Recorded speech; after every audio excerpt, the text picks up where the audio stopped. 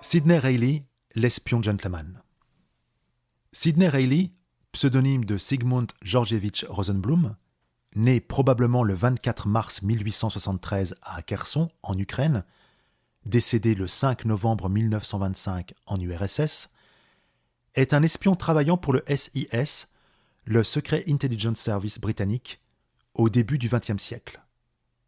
Considéré comme leur meilleur agent à cette époque, il est exécuté par le GPU, la police secrète soviétique.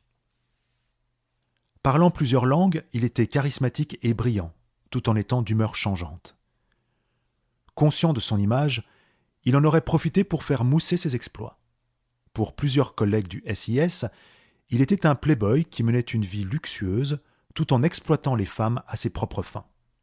Surnommé l'espion gentleman, il était aussi passé maître dans l'art du déguisement et de la supercherie. Son désir de mettre fin au régime bolchevique, puis communiste en Russie, l'a incité à les combattre, ce qui lui a finalement coûté la vie. Sa vie a fait l'objet de plusieurs livres et feuilletons télévisés. Plusieurs estiment qu'il a servi de modèle pour la création de James Bond.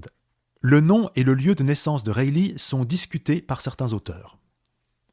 Seul garçon d'une famille de 3, son père était un entrepreneur juif dont la femme était une remarquable pianiste.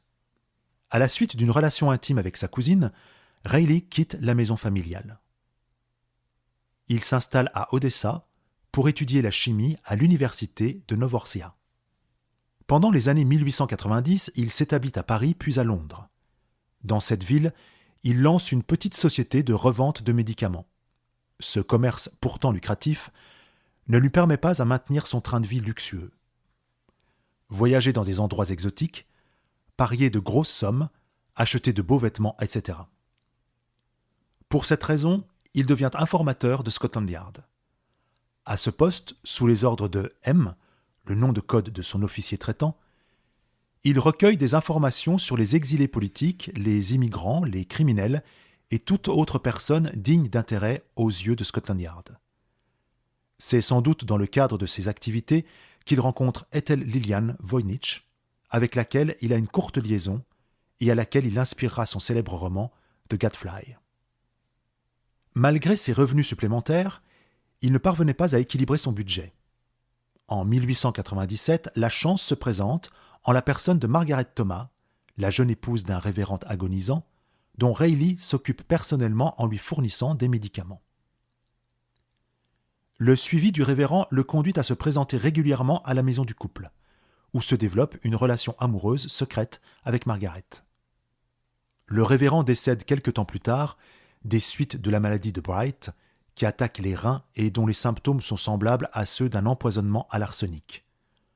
Faute d'autopsie, on ne connaîtra pas la véritable cause de la mort du révérend, qui laisse un important héritage à sa veuve de 24 ans. Les amants se marient en 1898 et déménagent, quelques mois plus tard, à Port Arthur en Mandchourie, ville stratégique aux yeux des futurs belligérants de la guerre russo-japonaise.